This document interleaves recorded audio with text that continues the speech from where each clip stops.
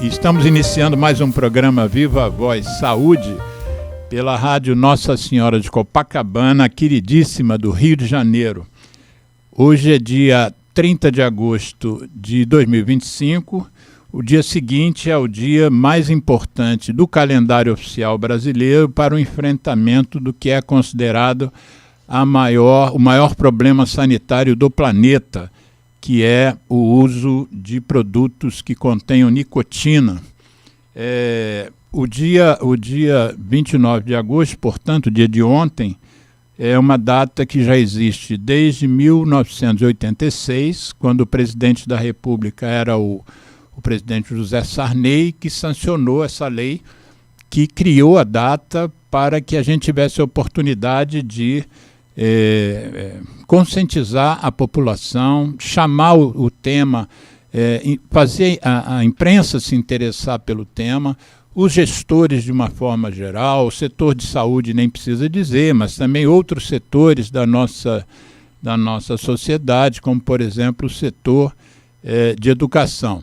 Então, ano que vem, vamos completar 40 anos que nós estamos com essa lei dentro do calendário oficial brasileiro, e isso demonstra duas coisas. Primeiro, que foi importante a gente ter se esforçado para criar essa lei há 40 anos. E segundo, que também foi importante porque demonstra que o problema é seríssimo e é um problema complexo, é um problema de solução difícil, porque nós estamos, então, completando, ano que vem, 4 décadas em que a gente martela nesse tema, e nós temos no Brasil ainda em torno de 21 milhões de fumantes, um pouco mais ou um pouco menos, com todo o esforço que a gente já fez no país, com todo o esforço que o mundo tem feito, com tudo o nosso país é exemplar, é reconhecido, as nossas políticas públicas antinicotina são reconhecidas planeta fora, são exemplares, né? Exemplar no sentido de que às vezes tem países que nos copiam por nós termos adotado políticas públicas importantes, então nos copiam, nós somos exemplo, e mesmo assim a gente, apesar de ter tido um grande decréscimo no número de fumantes no país, uma coisa que talvez nenhum outro país do mundo tenha alcançado, nós temos ainda nós temos quase que o dobro da população de Portugal ainda fumantes, quase 7 vezes a população do Uruguai, a população da Escandinávia, né, que são 7 países, de 28 milhões, quer dizer, a gente pega a população da Islândia, da Noruega, da Dinamarca, das Ilhas Faroe, vamos embora botar os 7 países, e nós temos quase o mesmo número de fumantes. Então, apesar das grandes conquistas, o problema continua imenso, colossal, mesmo entre nós, né? E para a gente conversar sobre esse Dia Nacional, eu convidei uma das pessoas que eu mais admiro nesse movimento brasileiro de enfrentamento da nicotina, que é uma psicóloga, minha amiga de longa data, e que está no programa de tabagismo da cidade do Rio de Janeiro, junto à Secretaria Municipal do Rio de Janeiro. Desde o início, desde a sua implantação, era ela e uma outra psicóloga parceira, a Sabrina Presma, né?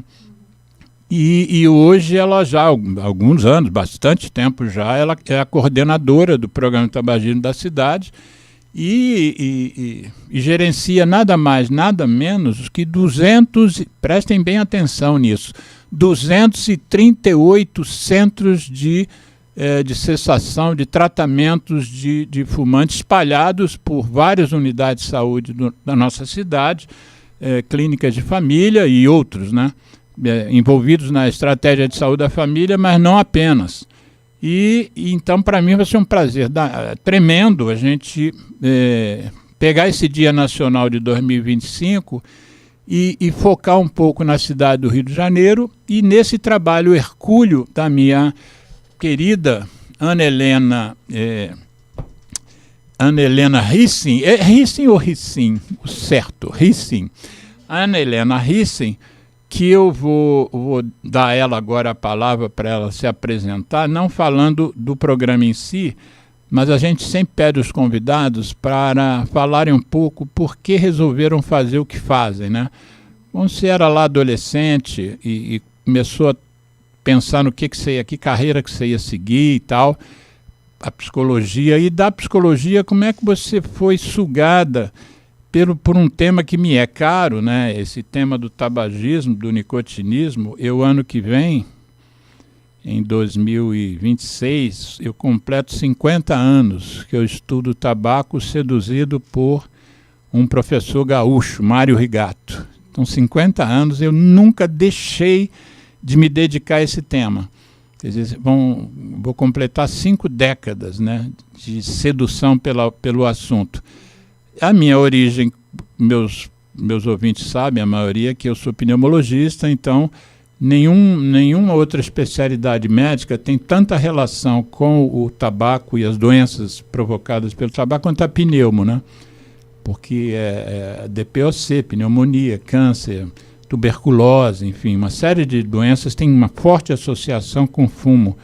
Mas você então conta, Ana Helena, primeiro te agradecendo.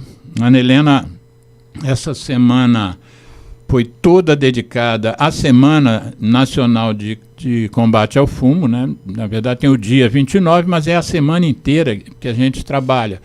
E ela se dedicou ao máximo, né? Ela fez atividades no metrô, nos terminais de ônibus aqui do Rio de Janeiro, Terminal Gentileza, envolvimento com ações dentro da própria prefeitura, enfim, solicitações outras, inclusive da mídia, mas ela não conseguiu dizer não para o meu convite.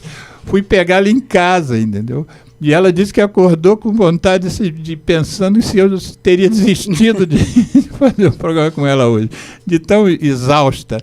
Mas ela é guerreira, por isso que ela está aqui. Não, ela só disse isso que já estava dentro do carro, vindo para cá, né? Não teve coragem de dizer não. É ativista, porque ela, além de ser uma técnica, é uma ativista também do tema. Mas então, Ana Helena Hissing, conte para a gente... por que você escolheu psicologia e, dentro da psicologia, por que você acabou se dedicando tanto ao tabaco?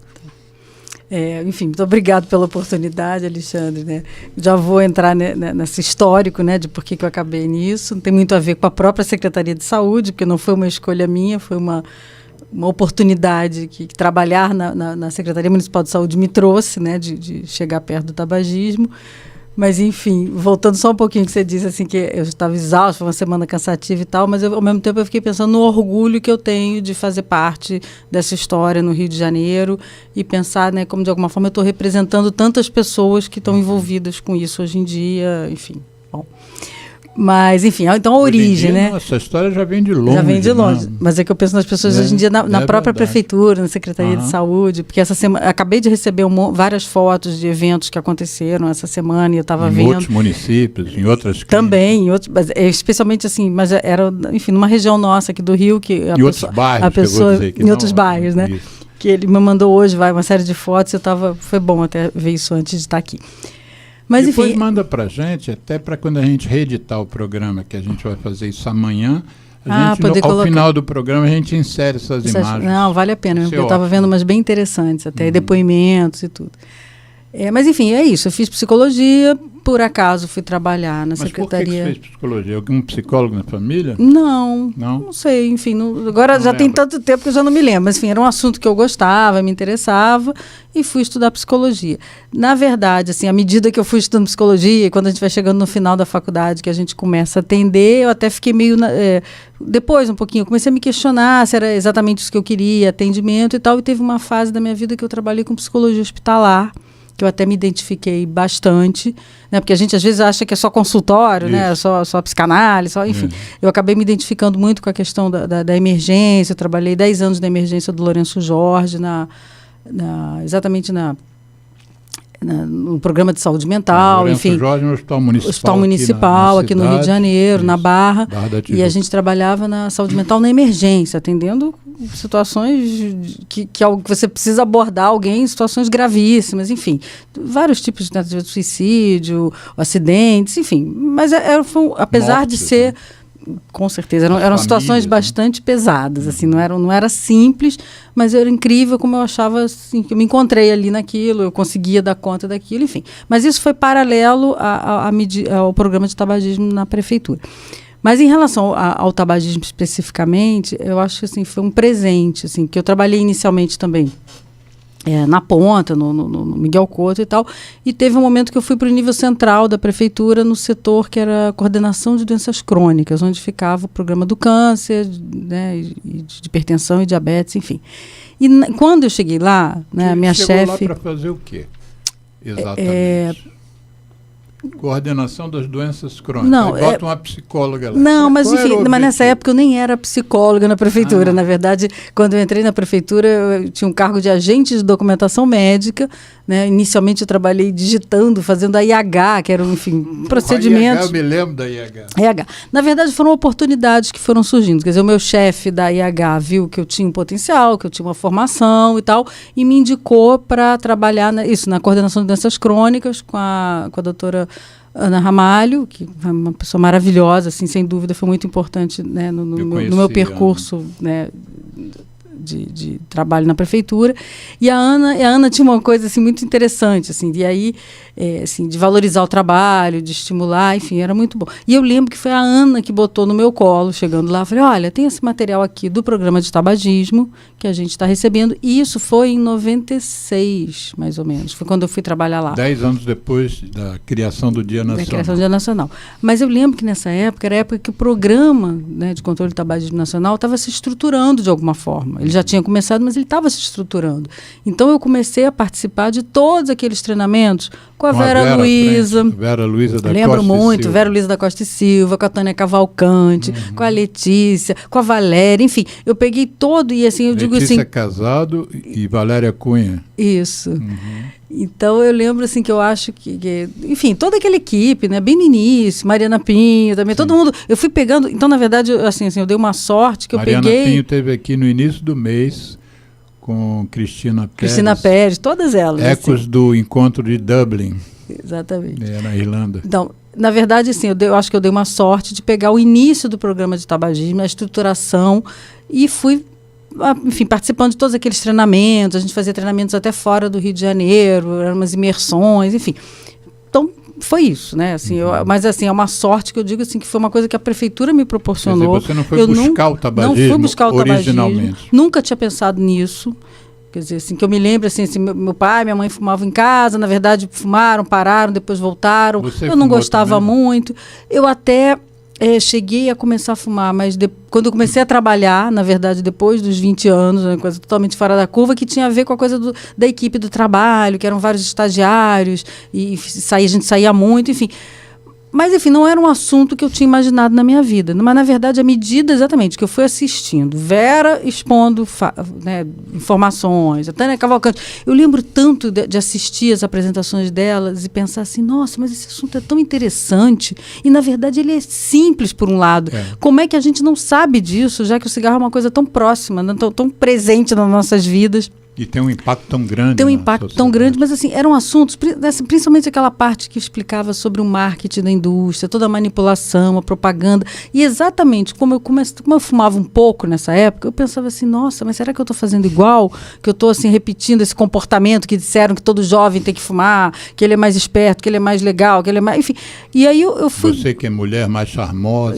Todas aquelas, eu falei, será que eu estou repetindo isso? Eu lembro claramente de eu estudando isso, e é engraçado como eu pensei na época, e foi aí que eu acho que foi me pegando, como que a gente não aprendeu nada disso no colégio.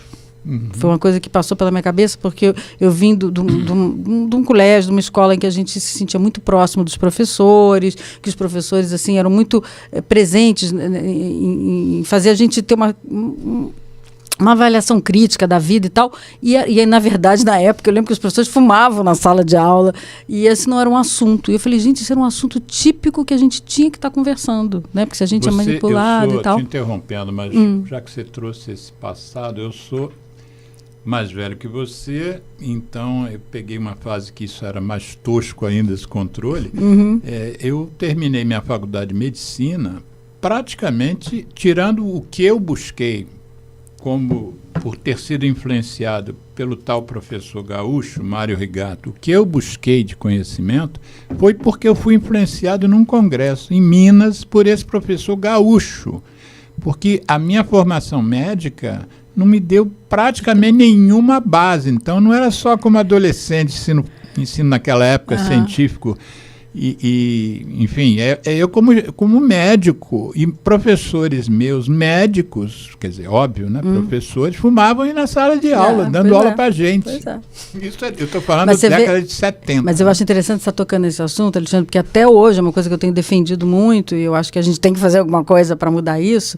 Como é que pode o programa de tabagismo, né, ter começado no final da década de 80 e até hoje não ser cadeira obrigatória das universidades de saúde, no geral, né, dos profissionais de saúde. Não estou dizendo só de medicina, até porque nas clínicas da família, né, a gente tem o médico, né, o enfermeiro, o professor de educação física, o nutricionista, o farmacêutico, todas as profissões, fisioterapeuta, todo mundo. E as pessoas, eu pergunto nos treinamentos que a gente oferece, eu sempre pergunto, alguém aprendeu alguma coisa sobre tratamento de fumante? Ninguém levanta o dedo. Quando muito, alguém que fez uma especialização ou teve a sorte de cruzar com algum profissional. Nem aconselhamento breve, nada. As pessoas não aprendem. Depois nós vamos conversar sobre isso, inclusive. Você estava falando, eu que te interrompi, do seu início, isso, né? Continua, então, mais ou menos de onde você parou. Tá. Bom, enfim, e aí eu fui acompanhando a implantação do programa, isso também foi evoluindo dentro da própria secretaria. A gente tem alguns marcos, né? Assim, sem dúvida, esse momento em que, como você falou, quando a Sabrina chegou na prefeitura, isso foi um momento bastante importante, que isso trouxe uma força muito grande para o programa, com a experiência toda dela de atendimento e tal. Obviamente que foi num contexto que a gente tinha um secretário que tinha um envolvimento com essa questão do tabagismo, né, que era o Dr. Jacó Kligman, que veio do INCA, do Instituto Nacional do Câncer. Foi diretor do INCA. É o meu grande amigo e é a referência. Quando eu tenho um paciente cabeça e pescoço, precisa ser diagnosticado, operado, é para ele que eu mando. Enfim, e aí óbvio que a gente foi um momento que era o Jacó, era o Ivano, assim, que eram pessoas que entendiam bastante da importância do programa de tabagismo, e foi um momento que a gente, de alguma forma, se aproveitou disso para conseguir mostrar para os demais setores da Secretaria Municipal de Saúde, enfim, fazer o programa se expandir pela Secretaria como um todo. Isso, assim, foi um marco, sem dúvida. Assim, a Sabrina foi um grande ganho, digo assim, na minha vida, porque era muito bom trabalhar com ela. Ela me deu muito, assim, ela me fez ter muita segurança de saber lidar com o atendimento, que era uma coisa que a gente aprendia, mas não executava, enfim, foi realmente assim, um momento muito importante. Foi um momento que a gente conseguiu se aproximar também da vigilância sanitária, conseguir fazer a lei municipal, que foi em 2008, né, aquela lei de ambientes livres de fumo mais restritiva do que a lei federal, que foi um marco, foi em 2008. A gente teve várias conquistas, né, nesse período, e aí começou o tratamento efetivamente em 2004. E, na verdade, a lei do Rio, que você está se referindo, ela veio poucos meses depois da lei de São Paulo? Não, ela veio antes. Ela veio antes? 2008, ela foi de 2008. Porque eu digo assim, a lei federal, se diz assim, mais rígida do que a lei federal, em relação ao ambiente fechado, a lei federal era bem, né? A lei, isso eu lembro bem desse marco, né? Porque a gente viveu isso, né? Então, a lei federal é a lei de 96, que era aquela lei que já era um avanço, né, de proibir fumo nos ambientes coletivos, mas era uma lei que permitia os fumódromos, que era aquela coisa meio área isolada, com arejamento conveniente, mas você não sabia o que era o isolado, muito menos o que era o arejamento conveniente. Mas, de qualquer forma, eu lembro assim, que em 2004... foi um momento que a gente se aproximou da vigilância e pediu, olha, essa lei tem que ser implantada aqui no Rio de Janeiro, a de 96. E quando a gente implantou essa lei, já foi uma conquista, porque os shopping centers, que não tinham nem como dizer que tinha arejamento conveniente, né, nem área isolada, acabaram com o fumo. E aí os fiscais da vigilância, quando iam tentar implantar essa legislação em bares que tinham janelões, varandas, viam que não, era difícil defender aquilo, era aquela história do colante dizendo qual era o espaço, como se a fumaça soubesse ler placa, enfim. E aí foi isso que, junto do prefeito da época, que foi o César Maia, a pessoa que estava na vigilância sanitária, conseguiu que a gente fizesse ele lançar essa lei, que foi em 2008. se não me engano, foi maio de 2008 que a gente lançou uma lei mais restritiva, que definia o que era o arejamento conveniente, o que era área isolada, que tinha divisórias, portas, enfim. Agora que você fez essa coisa tão precisa com a data, agora estou me lembrando que o que veio depois de São Paulo foi a lei estadual. Sim. A lei estadual de São Paulo foi meses antes da lei estadual do Rio, que eu me lembro agora o filme, porque eu editei esse filme, uma decisão da Alerj, né? O prefeito mandou, o governador, se não me engano era o Sérgio Cabral, mandou o projeto de lei, ele mesmo mandou o projeto de lei para a Alerj e a Alerj aprovou. Eu estava presente. Tu estava presente. Aliás, foi muito engraçado você falar isso, porque anteontem meu filho falou: mãe, eu me lembro que você me levou para um lugar, porque não sei porquê, meu filho teve, eu levei meu filho na Alerj. Ele estava falando comigo isso anteontem. Eu falei: mãe, você me levou para um bar num lugar longe? Eu falei: Marcos, era ali na Alerj, na Praça Tirada, enfim, ali na Praça 15, né? E depois a gente foi num barzinho comemorar, eu lembro disso, que a gente foi para lá comemorar ali. Para nós que já militávamos há muito tempo nisso, que isso foi uma conquista extraordinária, né? Porque como você poder fumar, não poder fumar em ambiente fechado, se traduzia, obviamente, por consumir menos. Né? Isso, e mudou o comportamento de gerações. Isso é genial. E por afetar menos outras pessoas que não fumavam, inclusive barmans, cominhos, maîtres, enfim, né? Não, pessoal que trabalhava. E o que eu acho mais importante é como você muda o comportamento das pessoas. E obviamente que eu lembro, é porque eu vivi muito isso. Eu lembro, há pouquíssimo tempo eu fiz uma apresentação sobre isso, para um convite da Tobacco Free Kids, para a gente fazer uma apresentação exatamente de como é que foi essa questão do ambiente livre de fumo aqui no Rio. Então eu relembrei isso tudo, eu tenho isso tudo, uma apresentação detalhada. E eu lembro da gente acompanhar notícias, né, que a própria indústria tentava botar no jornal. Não, isso vai reduzir a arrecadação, os garçons vão ser demitidos. E na prática, o que eu acho muito interessante é que as pessoas, de uma hora para outra, descobriram como era bom você estar no lugar sem sair fedendo, você comer sem sentir cheiro de cigarro. Então, na verdade, a mídia teve um apoio enorme para essa lei e mudou. E, na verdade, todo mundo viu como era muito melhor.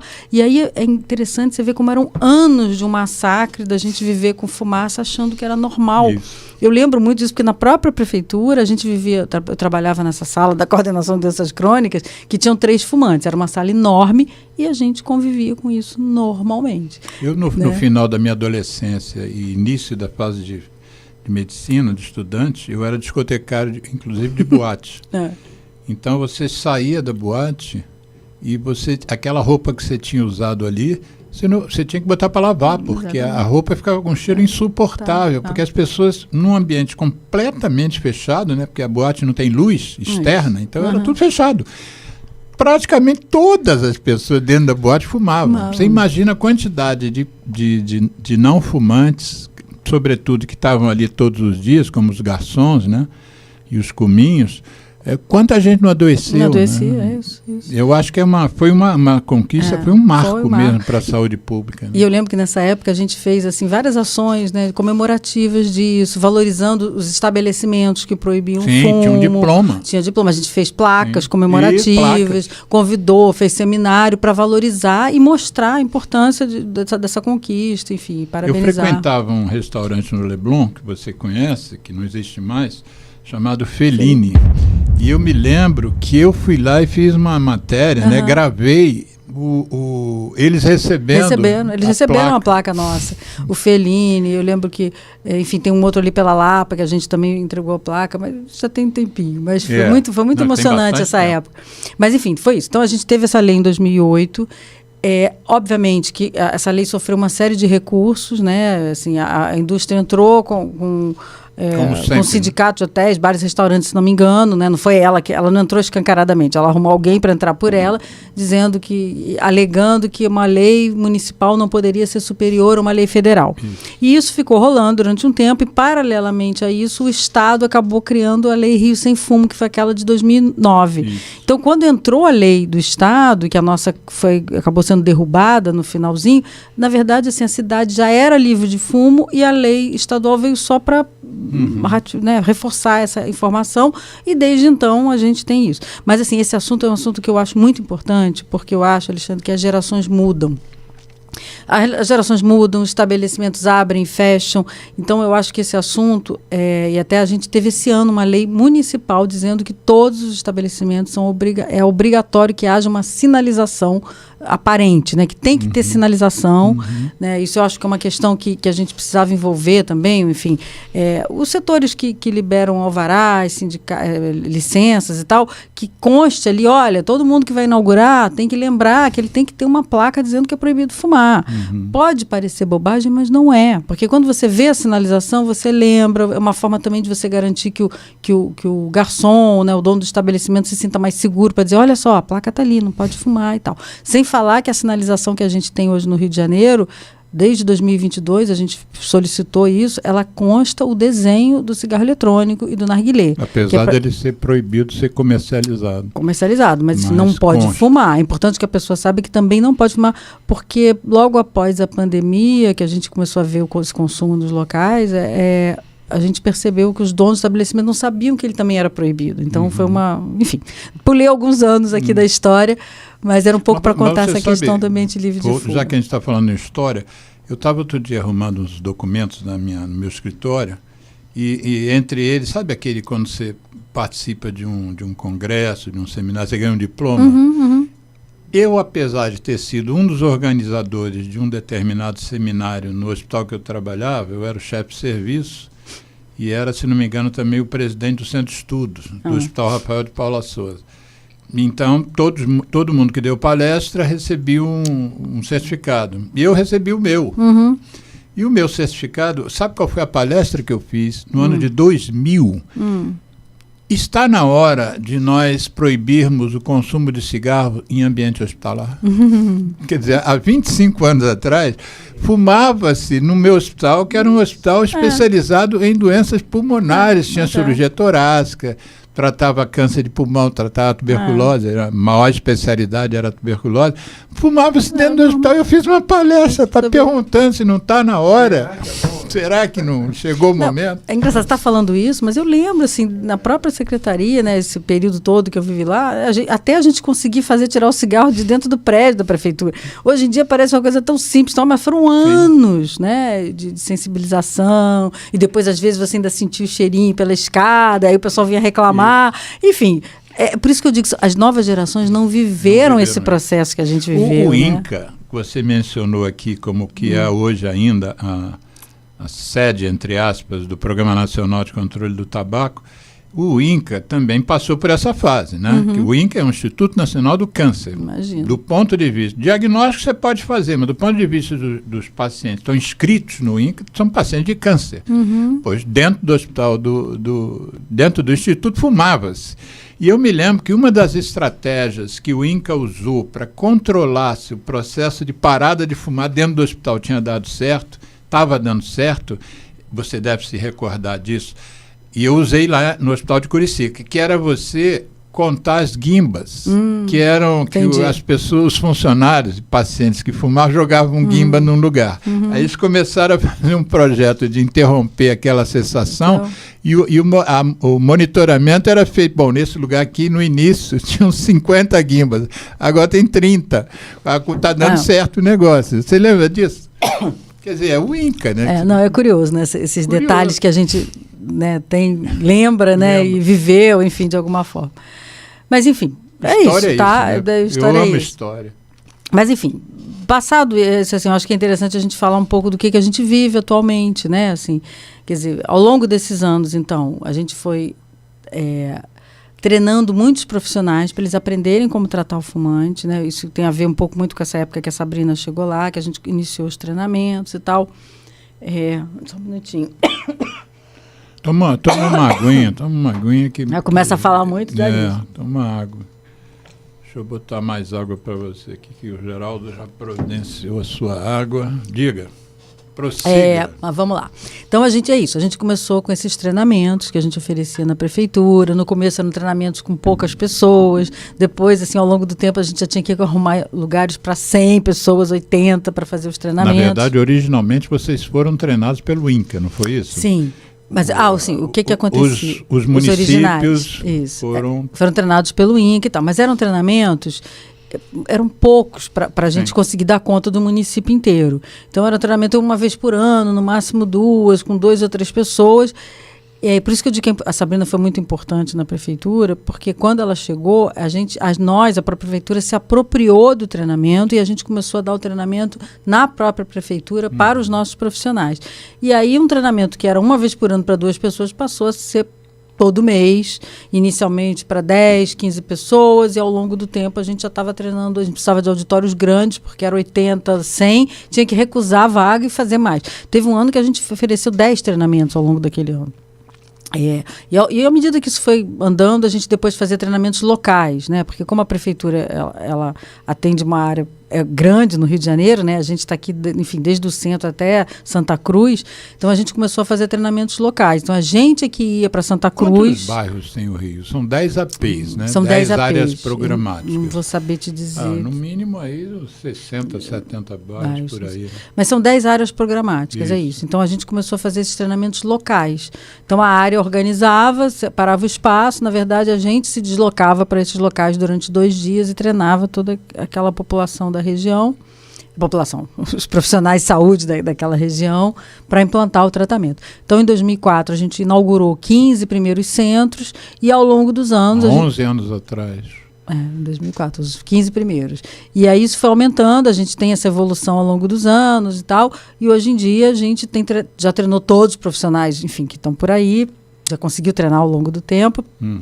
Todos os profissionais não, mas enfim, já treinou uma quantidade de mais de 10 mil pessoas já foram treinadas na prefeitura. 10 mil pessoas já. Com certeza. O último levantamento que eu vi, a gente já treinou mais de 10 mil profissionais. Você falou que em 2004, em torno de 15 locais de tratamento. E você hoje me corrigiu num textinho que eu tinha colocado, que eu tinha pego na internet.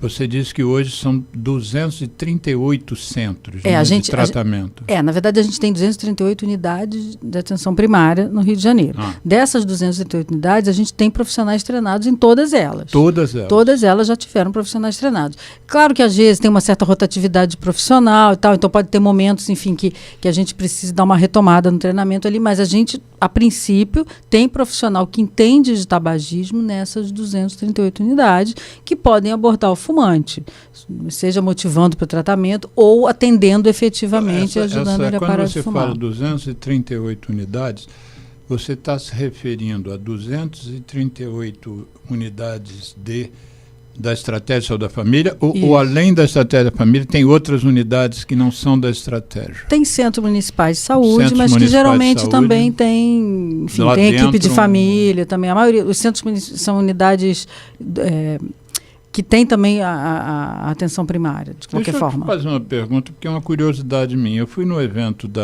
se não me engano, foi no CREMERGE, em que eu tive fala, outras pessoas tiveram fala, e uma das pessoas que teve fala é a coordenadora do tabagismo da Sociedade de Pneumologia do Estado do Rio de Janeiro, a Alessandra.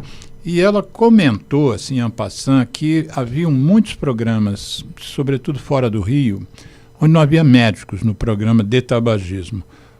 Essa realidade também se aplica ao Rio, que os programas não têm médico? Não, peraí, vamos lá.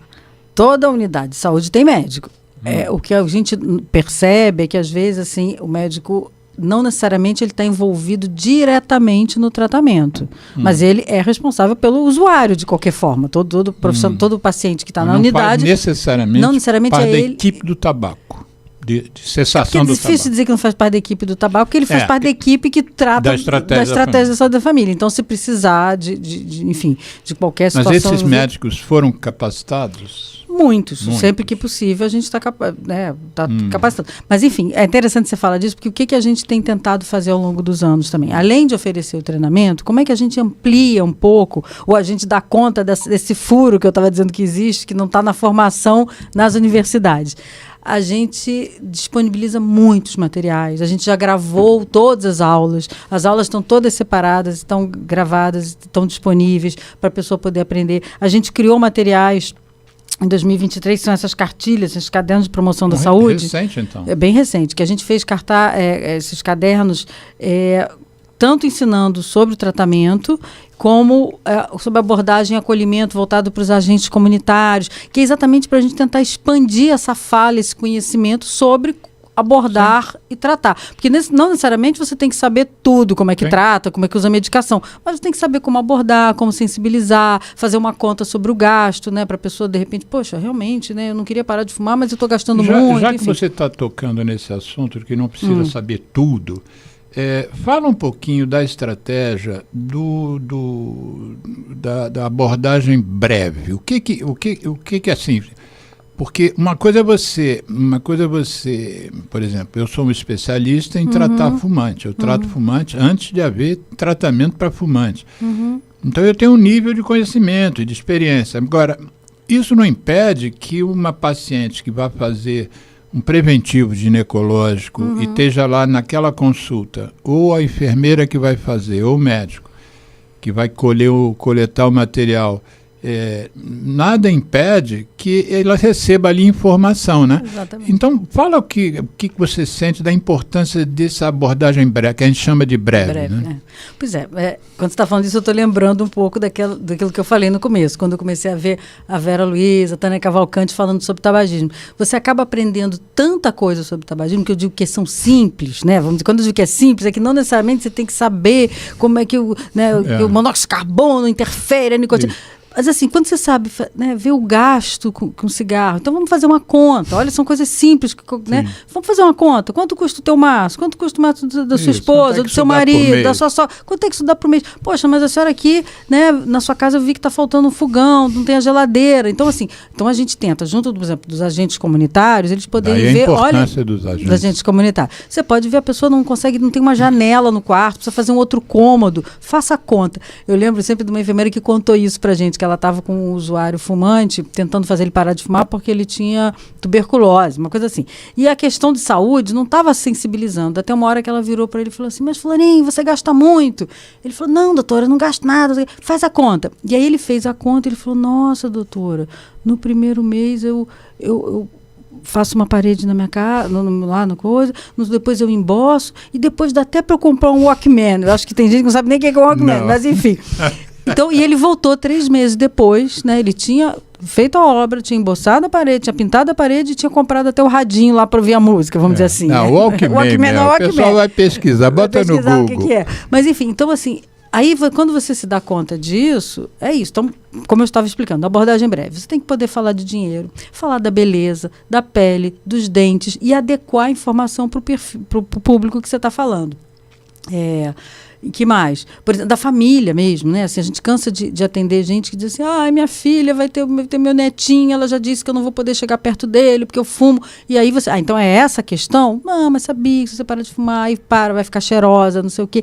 Então a gente tem como ampliar essas abordagens que não seja só falar de saúde, né? De doença. É óbvio que você não pode deixar de lado se a pessoa tem um risco, mas a gente sempre fala disso. E outra coisa que até a gente falou muito disso ontem, é mostrar o lado bom de parar de fumar. Sim. Não é você vai ter câncer. Não, mostra assim, olha só, você vai conquistar capacidade respiratória, você vai ter mais dinheiro, a tua pele vai ficar mais bonita, você vai viver mais. E melhor. E por aí vai. E tentar, eu sempre digo para eles, presta atenção, porque às vezes surgem coisas que a pessoa nem lembra. Eu lembro sempre também de um cara que eu tratei há muitos anos atrás, e que um dia depois ele voltou dizendo, sabe que engraçado? Agora eu não saio de perto do meu filho para fumar. Então eu sento, a gente assiste filme, ele senta no meu colo, dá beijinho, diz que eu tô cheiroso. Ele nunca tinha dito que eu era fedorento, mas agora ele fala que eu sou cheiroso e a gente conversa. Então assim, ele notou que tirar o cigarro melhorou a relação dele com o filho. Ele não veio pedir para melhorar a relação com o filho quando ele quis parar de fumar, mas ele ganhou. Então a gente fala muito desses ganhos. Uma das coisas assim, né, que eu vejo aí, já como médico, vou voltar ao exemplo que eu trouxe do ginecologista, né? A pessoa foi lá com objetivos específicos. Chegou o momento de eu fazer meu preventivo ginecológico, eu faço todo ano. Aí, uma das coisas que eu discutia com meus residentes na época de pneumologia, por exemplo, havia uma apresentação dos casos, né? Tinha o dia da reunião semanal e tinha que apresentar, cada um apresentava 5, 6 casos. E eles descreviam todos os detalhes do caso. E aí não informava, o paciente é fumante ou não é fumante. E eu sempre perguntava, vem cá, o paciente é fumante? Uns iam ver na hora, iam ler lá na hora para saber, pegar o prontuário para saber. E outros descobriam que não tinha informação ali no prontuário médico de um paciente de pneumologia. Nessa época, o pouco valor que se dava ao tabaco era nesse nível. Num serviço especializado, não se perguntava se o paciente era fumante ou não. Mas isso era interessante, Alexandre, porque eu acho assim que são muitos anos, né, da gente, da indústria mesmo, né, fazendo essa propaganda e tudo mais, fazendo a gente acreditar que fumar é um hábito, é uma coisa, é um comportamento natural, faz parte. Então até hoje, na hora que você quiser, é uma bobagem, como se fosse uma coisa menor. Então eu acho que até hoje a gente, na verdade, está sempre batalhando mesmo também para ter um registro, para perguntar se a pessoa é fumante, ter um registro e tentar ensinar eles o que mais você pode falar, porque senão fica aquela conversa muito simples e rasa. Por isso até que a gente fala muito disso. Olha quanta coisa você pode perguntar e associar, até porque, enfim, e é uma dependência, é uma doença, tem CID. Então, até hoje é uma batalha. Eu fiz uma pesquisa com pessoas que fazem pré-natal, né? E eu fiz uma pesquisa com pessoas atendidas, as mulheres gestantes, as gestantes. E em boa parte das respostas, nunca tinha havido uma ênfase para que elas parassem de fumar. E a gente sabe que poucas coisas interferem tanto com a gravidez quanto o fumo da mãe e até o fumo passivo, quando só o pai fuma. E aí você está num pré-natal, isso não é nem questionado e nem é, portanto, orientado que o seu bebê está sob risco, né? É uma coisa interessante, porque eu acho que é isso que talvez ainda hoje, eu já estou nessa, vai fazer 50 anos, você vai fazer já uns 30 ou 40, até hoje a gente percebe que o profissional de saúde ainda não comprou a ideia da importância no nível que é, né?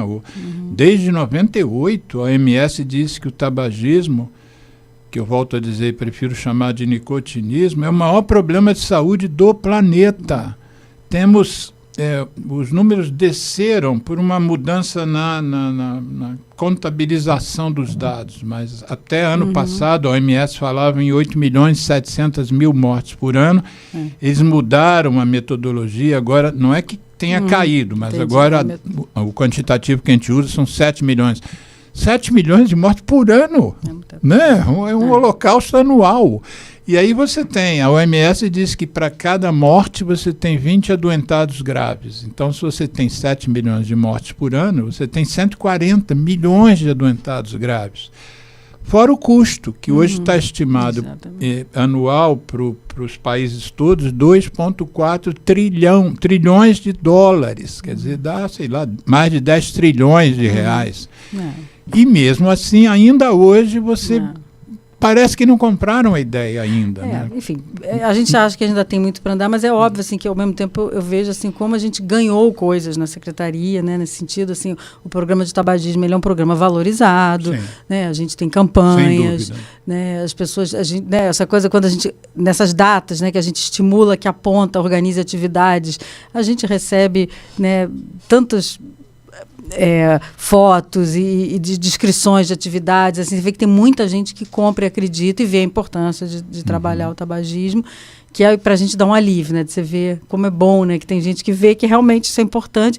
E é uma coisa que eu sempre defendo com eles, assim, gente, quando você ajuda alguém a parar de fumar, você acaba mexendo em outras questões que melhoram a qualidade de vida. Porque ele tem que pensar na atividade física, ele tem que pensar na comida, ele começa a perceber como ele tem mais tempo na vida para a família, para ele mesmo. Então você mexe com a qualidade de vida dele como um todo. E você mexe rápido, porque se o cara tem que parar de fumar, ele precisa resolver essas questões no processo de parada. E que, aliás, vão ajudar, ao mesmo tempo que ele tem que resolver, vão ajudar ele a parar melhor, mais tranquilo, mais feliz. Não, e até o paciente também acaba tendo a noção de que ele é um exemplo para dentro da própria família dele, né? Autoestima. O dela, né? A gente vê isso, assim, como melhora a autoestima desses usuários, né? Que estavam há anos sem conseguir parar de fumar e conseguiu, conquistou. Exatamente, ele vira um exemplo para a comunidade, para a família. Então, assim, são tantos ganhos que eu acho que são muito legais, assim, principalmente isso. Você não precisa falar do que vai fazer mal, você tem que falar o contrário, do bem que você vai ter. E eu brinco até que a gente tem uma propaganda que é verdadeira, a gente não precisa mentir. A indústria, né, precisou mentir, inventar, dizer que você vai ficar mais... Mente, ouve e dorme, né? Isso quer dizer, como é que eles conseguem vender um produto que sabe que faz mal e conseguem botar a cabeça no travesseiro e dormir? Mas, enfim... Mas eu acho não só faz mal, né? Um produto que faz muito mal. Faz mais, contribui para o surgimento de mais de 70 doenças diferentes. Fora que a mesma pessoa pode ter mais de uma doença, né? É um negócio de 19 tipos de cânceres diferentes. Isso tudo para ganhar dinheiro. O objetivo é ganhar dinheiro. Nós vamos fazer uma pausa e depois eu vou querer fazer um elogio ao nosso prefeito Eduardo Paes. E aí eu queria saber o que vocês poderiam fazer. Você já sabe desse meu empenho. O Eduardo Paes sancionou, do mesmo jeito que o Sarney sancionou a lei do Dia Nacional Sem Fumo, em 86, o Eduardo Paes sancionou 2 leis que eu propus, que eu apresentei para 2 vereadores diferentes, Carlos Eduardo e depois o Eduardo Moura, e eles apresentaram primeiro a lei que criou o Dia Municipal de Conscientização de Crianças e Adolescentes, que eu escolhi a data de 11 de outubro por ser véspera do Dia da Criança e não ser feriado. E depois a lei de conscientização também da DPOC, que é uma doença pulmonar, que é a 3ª causa de morte no mundo, e a data que eu escolhi foi o do nascimento do meu mentor. Quem me seduziu para o tabagismo em 76 foi Mário Rigato, mas quem me deu a base, porque ele escreveu um livro que para mim era a minha bíblia, Tabagismo, um problema de saúde pública. Eu tenho a edição de 81. Foi o José Rosenberg, né? E o José Rosenberg estudou não só tabagismo, mas ele estudou também enfisema muito. Eu li muita coisa. Então, como eu estava criando o dia do enfisema, eu botei a data que ele nasceu, que é 19 de setembro. Então, no mês que vem agora, que está entrando, tem essa data, que para mim é super importante, porque das doenças que o cigarro mata no Brasil, a que ele mais mata é da DPOC, né? Eu estou querendo fazer com que essa lei seja nacional. E o dia municipal da conscientização de criança, dia 11 de outubro, a deputada Marta Rocha já transformou a lei em estadual, né? Então, desde 2022, nós temos já a lei estadual, que eu também quero transformá-la em nacional, para que a gente esse problema ainda vai demorar muito a ser controlado, né? Eu daqui a pouco estou passando meu bastão, como eu disse outro dia para um colega numa entrevista, depois de 50 anos, daqui a pouco eu estou passando o bastão, né? Como outros já passaram para mim o bastão, já não estão mais aqui entre nós, né? E eu acho que esse problema ainda continua, porque a indústria ainda está viva, a indústria tem dinheiro, a indústria compra parlamentares, políticos, compra, enfim, políticos, compra imprensa, espaço na imprensa, escolhe os melhores advogados, escolhe as melhores empresas de publicidade. Então esse problema não deve ainda a gente, talvez a minha geração, a sua talvez, mas a minha eu acho que eu não vejo o fim dessa história, não. Mas nós vamos fazer então um intervalinho para 1 ou 2 músicas que o Geraldo vai escolher da nossa ONG, do CAT, que são músicas que falam mal do cigarro. Daqui a pouco a gente volta. ZY1 201, Associação Comunitária Nossa Senhora de Copacabana, 98,7 FM, a onda que chega ao seu coração. Rua Hilário de Gouveia, número 36, 9º andar, Copacabana, Rio de Janeiro.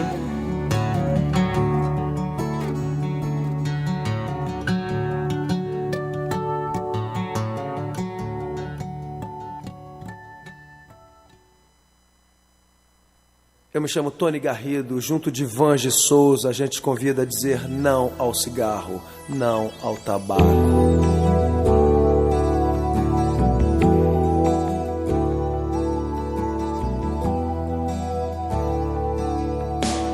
Em meio ao caos da fumaça, de tantos carros e chaminés, somado ao ar já pesado, cigarros, charutos e narguilés. Efeito estufa é feito por cada um mais um contra, já são dois a favor do ar mais saudável. Apague o cigarro, acenda o amor. Eu trago a música, Soa bem ao meu e ao seu ouvido. eu trago a música, É o que temos sempre oferecido. eu trago a música, Respiramos melhor o planeta e nós. eu trago a música. Mundo sem tabaco, levante a sua voz.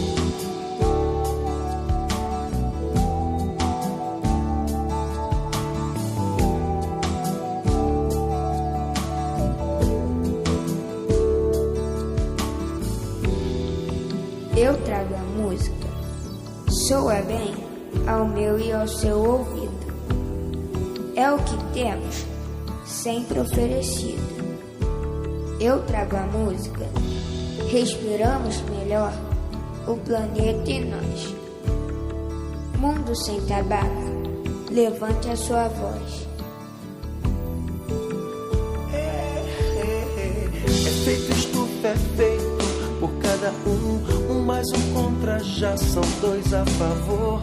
A favor do ar mais saudável, apague o cigarro, acenda o amor.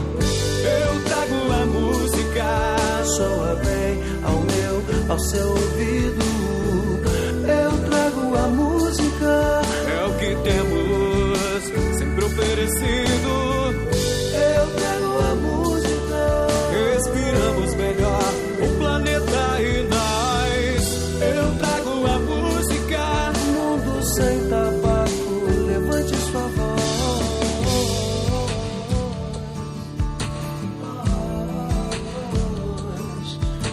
Levante a sua voz,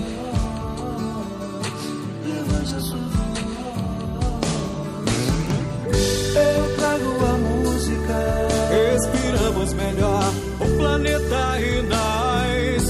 eu trago a música. Mundo sem tabaco, levante a sua voz. Eu me chamo Vange Souza, junto de Tony Garrido, a gente te convidou a dizer não ao cigarro, não ao tabaco.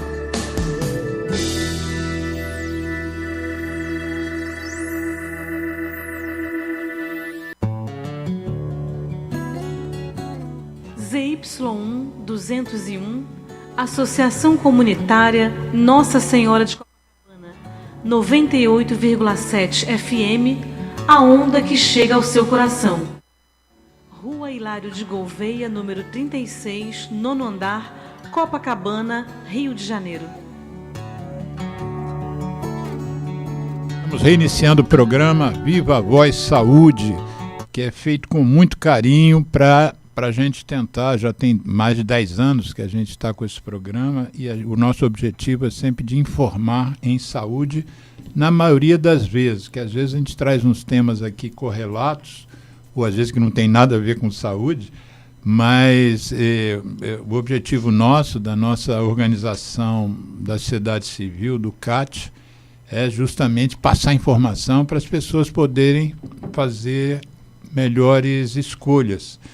E hoje nós estamos tendo a oportunidade de trazer aqui uma das mães da matéria aqui em relação ao tratamento do tabagismo, aproveitando e dando ênfase ao fato de que ontem foi o Dia Nacional de Combate ao Fumo, uma data que, ano que vem, completa 40 anos, que é um esforço de todo o país, não só do pessoal da área sanitária, né, dos profissionais de saúde, mas hoje já envolvendo uma série de categorias, né? A gente tem um trabalho extraordinário feito pelos advogados, extraordinário, um trabalho feito muito fortemente também pelos parlamentares. Nós temos vários parlamentares já há décadas envolvidos e ajudando a gente a criar leis que contribuam para o controle do tabaco. Existem, inclusive, por exemplo, do ponto de vista de financiamento internacional, de organizações que patrocinam, que dão apoio por exemplo, a organizações brasileiras ou a iniciativas brasileiras, de que eles não aportam recursos se o que for ser feito não vá mudar a lei. Então, considera-se que mudar a lei é o que mais pode possibilitar que você atinja um objetivo, às vezes um objetivo sanitário, como, por exemplo, a gente ter criado uma lei em 2009, uma RDC de número 46 da Agência Nacional de Vigilância Sanitária, a Anvisa, que impede toda forma de se propagar cigarro eletrônico no Brasil, desde importar, fabricar, vender, distribuir, fazer propaganda e agora, inclusive, até transportar. Isso tudo é lei. Isso tudo é esforço de gente que entende de fazer lei, e entende da matéria, em primeiro lugar. Então, há um trabalho muito feito pelos técnicos e pelas organizações da sociedade civil, por exemplo, de sensibilizar os parlamentares. No primeiro bloco, acabei de fazer uma referência aqui, 2 leis que fui eu que propus aqui no município do estado do Rio, e para isso a gente tem que fazer lá um trabalho de boca a boca junto ao vereador, ou ao deputado estadual, ou no caso do Congresso, aos deputados federais e senadores. Mas hoje nós temos o prazer, então, de estar conversando aqui com a Ana Helena Rissen, que é a atual, já de bastante tempo, coordenadora, gerente do programa de tabagismo da Secretaria Municipal de Saúde da minha cidade, da cidade maravilhosa do Rio de Janeiro. E eu, no final do primeiro bloco, eu fiz uma referência, um agradecimento que eu estava fazendo ao atual prefeito da cidade do Rio de Janeiro, que quando me deu esse prazer de sancionar os 2 projetos de lei que a gente tinha proposto, ele estava ainda em outro mandato, não era nem nesse, né? E então, como é que você vê, você que já passou por vários alcaides, né, dentro da secretaria, como é que você vê o prefeito Eduardo Paes e o envolvimento dele com o teu setor, com o teu departamento que você gerencia? Enfim, a gente tem muito apoio, né? Eu digo assim que o programa de tabagismo ele é bem privilegiado lá na prefeitura, porque a gente é um programa que a gente consegue, enfim, no geral, fazer bastante coisa e tem apoio, é valorizado, até porque eu acho que é um assunto que tem uma pauta muito positiva, né? Eu lembro que quando você falou dessas leis, assim, a gente vê cada vez mais as gerências, né, envolvidas, a gerência de pneumo e a gerência, eu lembrei também da gerência de saúde bucal, que é muito envolvida, né? Então a gente vê que são programas que estão muito, programas não, são assuntos, né, são gerências, né, tanto de saúde bucal quanto de pneumo, que eles estão preocupados também, né, com que os seus profissionais fiquem de olho nos tabagistas, que obviamente são os que têm mais risco de ter tantos problemas de lesão de boca, né, de problemas, né, na questão da saúde bucal, como também problemas respiratórios em relação da pneumo, DPOC e tal. Quando você falou da lei, você tinha falado da legislação sobre o dia da conscientização da criança e do adolescente contra o risco de tabagismo, que, aliás, agora é uma semana, né, porque virou estadual. Aliás, até é interessante, quando a gente fala dessas datas, seja o Dia Mundial, Dia Nacional, Dia da Conscientização, as comemorações, elas são ao longo do mês, às vezes até, né, nem é no dia especificamente. E essa data é um momento muito interessante que a gente tem, geralmente, a gente foca muito... uma parceria com o Programa de Saúde na Escola, né, o PSE Carioca, e a gente desenvolve ação nas escolas, tanto escolas municipais quanto aquelas escolas municipais, mas que têm parceria com estaduais, porque atendem os adolescentes, né? Porque assim, na verdade, a Secretaria, as escolas, o ensino fundamental. A gente já tem feito há alguns anos, né, junto aos adolescentes, e aí foi muito interessante que a gente fez um ano numa escola lá em Campo Grande, E quando a gente chegou lá, a coordenação da escola tinha feito todos os alunos fazerem um levantamento, uma pesquisa sobre cigarro eletrônico. Então, no dia que a gente estava lá, a quantidade de cartazes, aquela pesquisa bem de escola, e estava muito interessante, estava muito rico isso. O nome dessa escola, que eu quero divulgar isso, claro. Acho que as boas iniciativas têm que ser... Isso, acho que já tem uns 2 anos que a gente foi lá, mas todo ano acaba acontecendo, então isso provavelmente agora em outubro é aquele momento que a gente busca isso, essa parceria e desenvolver, né, essas atividades em escola.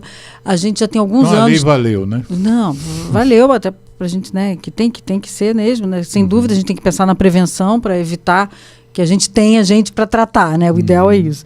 E a gente tem uma campanha também que já tem desde alguns anos, né? Desde 2022 a gente começou com essas campanhas para divulgar e informar sobre cigarros eletrônicos, né? Dispositivos eletrônicos para fumar. E a gente tem uma campanha até em parceria com um projeto internacional, né? Que é a parceria Cidade Saudável, junto com a Bloomberg, com a Vital Strategy. Então, a campanha até, enfim, está nas mídias da Saúde _Rio, tem a campanha toda sobre cigarro eletrônico. Na reedição do programa eu vou botar esse endereço. Saúde _Rio. Rio, e de repente eu até vou te passar exatamente os assuntos da campanha, né?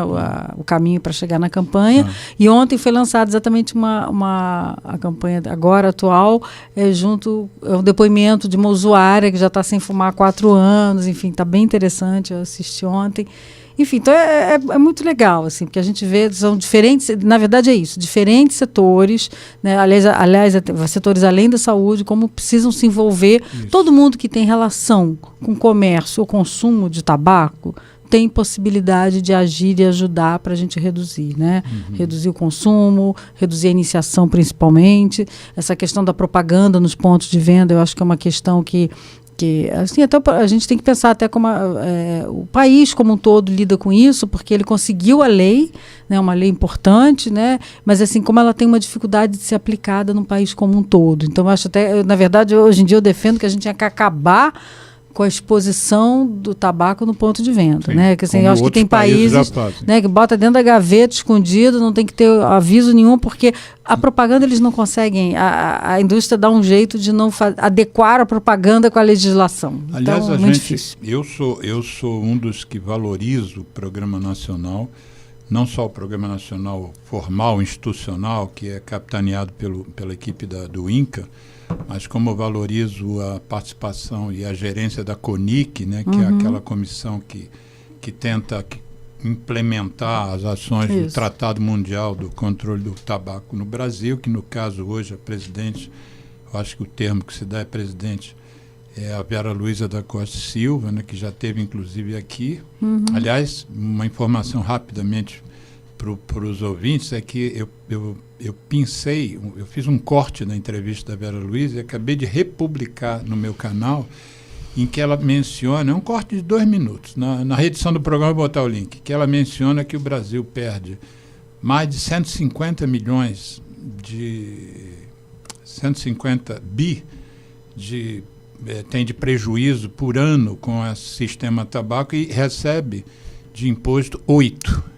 Então é uma conta que não fecha, não é uma frase que a gente usa. E a indústria continua dizendo que contribui para o desenvolvimento do Brasil, que gera emprego, mas o prejuízo é de 142 bi só, por apenas. Né? Mas você estava falando das iniciativas da associação, do programa, da Secretaria de Saúde, melhor dizendo, com a Secretaria de Educação, através do PSE. E é bom a gente frisar para quem estiver nos ouvindo a importância de você trabalhar a iniciação, né, e a não experimentação da criançada em nicotina, porque há décadas, isso não é um conhecimento recente, há décadas a gente sabe que 90% de quem começa a fumar começou antes de completar 18 anos, né, e 95% antes de completar 21. Quer dizer, se a gente conseguisse fazer as pessoas chegarem aos 21 sem terem experimentado nicotina, e é difícil, né? Porque essa tem sido uma tarefa das mais hercúleas, porque a fase da adolescência é a fase justamente da curiosidade e da experimentação. Aí você diz, não, mas não pode experimentar.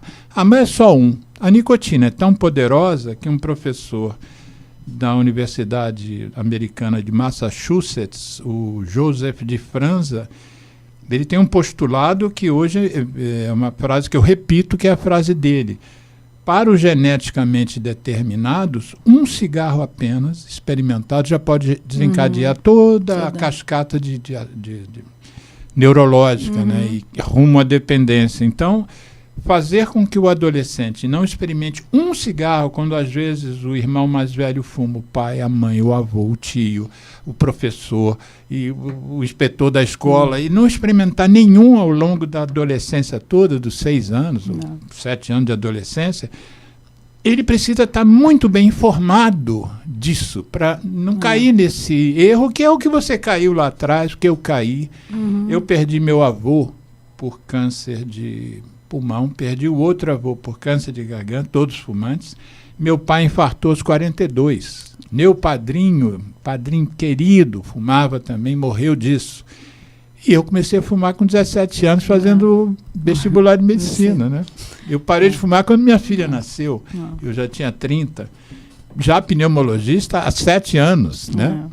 Então, o trabalho que a gente precisa ter de sensibilizar jovens é um trabalho árduo. Acho que é mais difícil até do que fazer fumantes parar de fumar, mesmo a gente sabendo das dificuldades que é, né?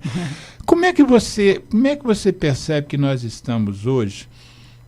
Não quero números, não. Eu quero só que você, que está militando nisso já há décadas dentro da secretaria, como é que você está vendo essa aproximação saúde e educação hoje? Enfim, o PSE é um programa muito forte. A prefeitura acabou de completar 10 anos, né, do PSE Carioca. A gente teve uma comemoração quarta-feira sobre isso. Enfim, a gente sempre a gente está sempre abastecendo eles, né, de material e oferecendo oportunidade da gente poder trazer esse tema para as escolas. Enfim, não vejo dificuldades, mas assim, é óbvio que assim, a gente tem, no Rio de Janeiro, a gente tem mais de 1000 escolas. Então, assim, na verdade, o problema é conseguir ter perdas. Eu mencionei com vocês o Zé Cardoso e a Jaqueline Guabiraba em 2 programas diferentes, e eles mais ou menos bateram, são 1.536 escolas. É um mar de é um escola. Mar de escola, né? Assim, na verdade, a gente fica pensando assim, às vezes, assim, sei lá, tinha que ter...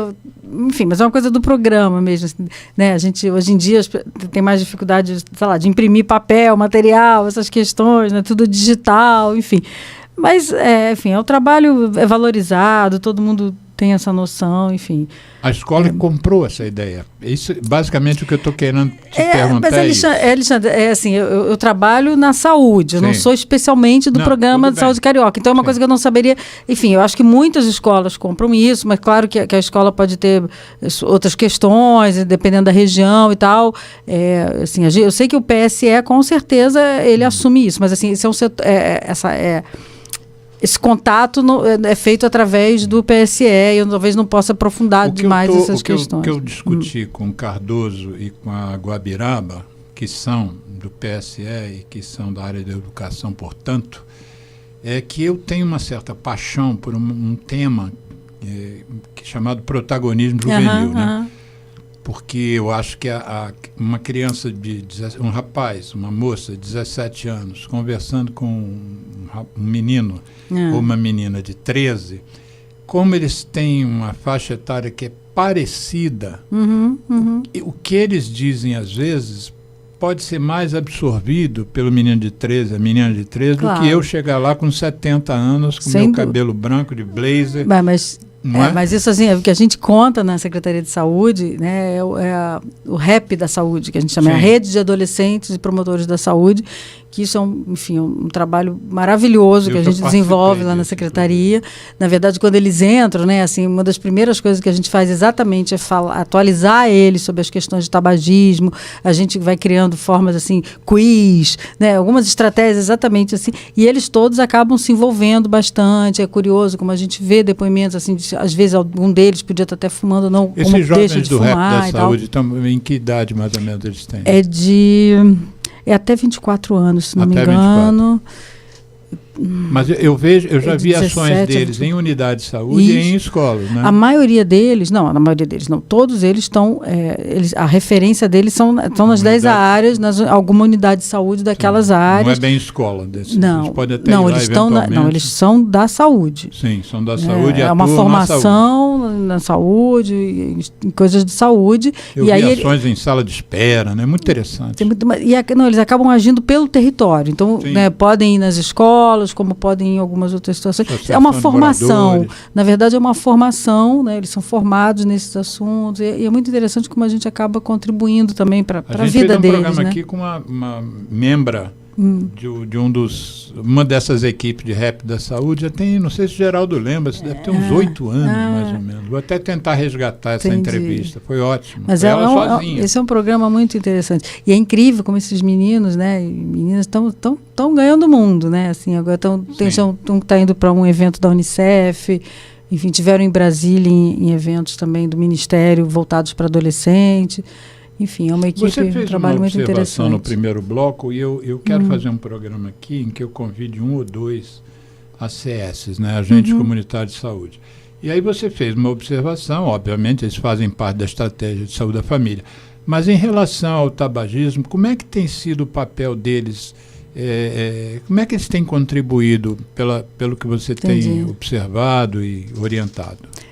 Enfim, eles conhecem todo o território, né? Porque às vezes, geralmente, eles são moradores, fazem parte, eles moram, são os vizinhos e tal. A gente teve até um encontro ontem, né? Com tinha 110 pessoas, né? No nosso encontro. Na prefeitura. 100 pessoas, né, na verdade, 100 ACS, que a gente convidou os ACS exatamente para valorizar o trabalho deles, a importância, né, porque eles que estão ali na ponta, né, é o vizinho, estão na proximidade dele, e como é importante eles entenderem desse assunto. Quem está nos ouvindo e não conhece, tem gente que não conhece o SUS, né, não conhece as políticas públicas. Explica como é que é uma política da estratégia da saúde da família até chegar no ACS. Quem é que participa dessa estratégia? Vamos dizer, tem aqui Copacabana, deve ter uma clínica da família ali, né? Quem é que faz parte e qual é o papel do ACS, por exemplo, numa área distrita à clínica da família aqui de Copacabana? Um exemplo. Enfim, a equipe de saúde da família é composta por médico, enfermeiro, enfim, tem um dentista e também... Médico generalista, né? De preferência. Enfim, tem os ACS, né, e eles atendem enfim, tem um público, né, que eles são que são responsáveis e eles atendem aquela população. São 4.000 famílias, um negócio 3.000, 4.000 famílias. Enfim, eles acabam conhecendo aquela família do território e eles têm que atender, enfim. É o programa de estratégia da família. E conhecer não é a mesma coisa que eu como médico, conhecer um paciente. Né? Ele conhece a casa do paciente. As realidades que vivem, as famílias. Isso, aquela história que você falou, a senhora está gastando dinheiro, mas a senhora não tem fogão. Isso, exatamente. A gente acaba trazendo... O médico não sabe que não tem fogão na casa da pessoa. Né? Não, pode até saber também. Enfim, foi lá fazer uma visita. Mas, enfim, é muito rico, né, as possibilidades que eles acabam trazendo. E eles vigiam as pessoas assim, se tem cigarro dentro de casa. Eles acabam falando disso, assim, que às vezes, ele diz que não fumou, mas a gente sabe, a gente está vendo. Então, assim, é óbvio que tem que saber como você lidar com isso, que isso não vire uma repressão, né, uma coisa difícil e tal. Ser olhados com desconfiança. Olhados com desconfiança, e lá vem aquele e tal. Vai dedurar a gente. Mas é muito interessante, assim, a gente possibilitar que eles conheçam, entendam desse assunto, até porque quando a gente vai olhar os dados, a gente vê, né, que quanto menos acesso a estudo, né, menos renda e tal, é onde você mais vai encontrar fumante. Então a gente sempre digo, essa correlação está super estabelecida, né? Então a gente fala assim, como é importante a gente difundir a informação exatamente para as pessoas terem as mesmas chances, né? Quanto mais eles souberem, né, dos temas, dos assuntos, tiverem conhecimento, mais eles vão poder se proteger. Então por isso que é importante também a gente contar com o apoio dos ACS. E é interessante também como os ACS, eles têm uma constância, vamos dizer assim, né? Eles às vezes estão mais tempo naquele território, eles não saem dali. Então, né, enfim, então é importante que a gente traga eles, né, para esse tema, para esse assunto. Durante um tempo, eu participei de um projeto como um dos coordenadores, que era um projeto de tuberculose e HIV, E eu fui a várias partes do Brasil. Basicamente eu e Roberto Pereira, que é um psicólogo que é do Fórum de Tuberculose, mas na época estava conosco. A gente era da FAP e estávamos ajudando a administrar um recurso que vinha do exterior, dos 8 países mais ricos do mundo, e a gente tinha que supervisionar as ações que estavam determinadas. Então eu fui para Ilhéus, fui para Manaus, fui para um monte de lugares e participar dos treinamentos das pessoas em tuberculose, em fazer teste de HIV, aconselhamento, em fazer um teste de PPD, fazer aquele teste na pele. E, enfim, a gente capacitava uma quantidade grande de pessoas, às vezes, por exemplo, escolhia Ilhéus, mas vinham profissionais de outros municípios e tal. E a gente fazia um controle para frente, 6 meses depois, 1 ano depois. Não raro, não tinha mais ninguém da equipe. Tinha mudado o prefeito, todo mundo tinha sido mandado embora. A equipe tinha se dissolvido. Toda aquela capacitação tinha ido para o espaço. Então, isso eu imagino que também deva ser um problema que vocês que precisam da estratégia da saúde de família capacitada, ter capacidade de novo, né? Isso acontece. Isso, dependendo dos momentos, isso já aconteceu, enfim, né? Mas aí acabou que eu fico pensando, bom, a gente de qualquer forma está treinando profissionais, né? Mesmo que ele talvez não esteja mais aqui, ele está levando esse conhecimento para algum outro lugar, porque na verdade é um conhecimento, então né, não perde. Isso mas esses são momentos, né? Assim, a gente está num momento, né, momento bem positivo de crescimento na secretaria. Isso, obviamente, que né, se a gente for pensar na época da pandemia, teve momentos que teve mais delicada essa situação. Eu coloquei o título do programa como Dia Nacional de Combate ao Fumo, que é a data que nós estamos celebrando, e dei um subtítulo, como o que o Rio de Janeiro... como é que está o Rio de Janeiro? E eu não posso, então, perder a oportunidade em trazendo aqui a gerente do Departamento de Tabagismo. Como é que está teu filho em relação, assim... porque uma das dificuldades da saúde pública é as pessoas terem ou não terem acesso, né? O que me parece é que a Prefeitura, a Secretaria Municipal de Saúde, não só em relação ao tabaco, mas muito em relação ao tabaco, tem possibilidade desse acesso. Mais pessoas que queiram podem ser ajudadas a se livrar do que a gente, falei há pouco, o maior problema de saúde do planeta. Como é que você está vendo? A população tem comprado, tem buscado, tem fila na porta, tem vaga sobrando. As pessoas já entenderam que podem ser ajudadas aqui no Rio de Janeiro, na cidade, nem fala no Estado, não. Não, sim, nem poderia falar sobre o Estado, né? Porque não tenho esse conhecimento. A gente varia, assim, a gente teve momentos que a gente tinha unidades que a gente sabia que quando né, começava o tratamento era uma fila enorme e tal. Tem um tempo eu não tenho ouvido muito isso de ter filas enormes, mas assim, o tratamento ao mesmo tempo ele está disponível o tempo inteiro. Então isso é uma coisa também que a gente tem trabalhado na secretaria já tem um tempo, é de não necessariamente, que é uma coisa que teve épocas que acontecia isso, não é para fazer lista de espera, não é para marcar só uma vez por mês, assim, o tratamento tem que estar disponível o tempo inteiro. A pessoa chegou, até porque o fumante é isso, ele quer agora, mas não quer depois. Isso. Então chegou, acolhe, começa a conversar, já começa a dar orientação, faz o atendimento. E é interessante isso, as pessoas saberem que como é que ela faz para parar de fumar, né? Quer ajuda, precisa de ajuda. Basta procurar a unidade mais próxima da sua residência ou do seu local de trabalho. Se não souber direito qual é e tal, tem o onde ser atendido, que você entra no onde ser atendido, vai ter botar no Google. Do Google, né? Onde ser atendido. Onde ser atendido. Só escrever no Rio de Janeiro, né? Assim, no Rio. Aí vai aparecer um local... Ô, Geraldo, você teria como, não tem como entrar no Google aí não, né? Só para ver se o Geraldo, que não é da área, acharia esse endereço. Tá. Onde ser atendido. Onde ser atendido tem, no Google. Onde ser atendido RJ. No Rio de Janeiro. E aí tem um lugar que você pode colocar você vai colocar o seu endereço e aí vai aparecer o nome da equipe, inclusive de saúde da família, que é... Onde ser atendido, Rio de Janeiro, dá um enter e vê o que acontece. Onde ser atendido, RJ, vai aparecer. Eu canso de fazer isso, porque... Não, nada. É onde ser atendido na Secretaria de Saúde do Rio de Janeiro. De Saúde, Secretaria Municipal de É isso aí, é isso aí. Aí você vai colocar, tem um espaço lá que você coloca o seu endereço, vai aparecer qual a sua unidade de saúde, inclusive qual é o nome da pessoa da sua equipe de saúde. Então lá tá, então é isso. Aí você vai buscar ajuda. Isso pode ser feito até pelo celular, né? Você pode não ter computador em casa, lá no celular já resolve. Não tem dificuldade. Mas é isso, é buscar ajuda no local mais próximo da sua residência e dizer, gostaria de parar de fumar. E você acha que isso está acontecendo? As pessoas estão... Porque nós chegamos no momento em que no Brasil a gente passou de uma prevalência de 36%, descemos para 9%, 10%.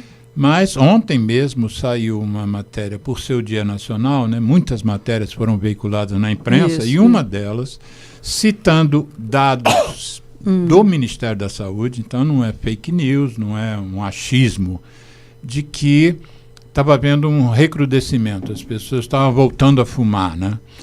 E aí isso me preocupou muito, porque eu já venho num discurso que o Brasil está ganhando, o Brasil o número está caindo. Eu já vinha com esse discurso antes em relação aos meninos.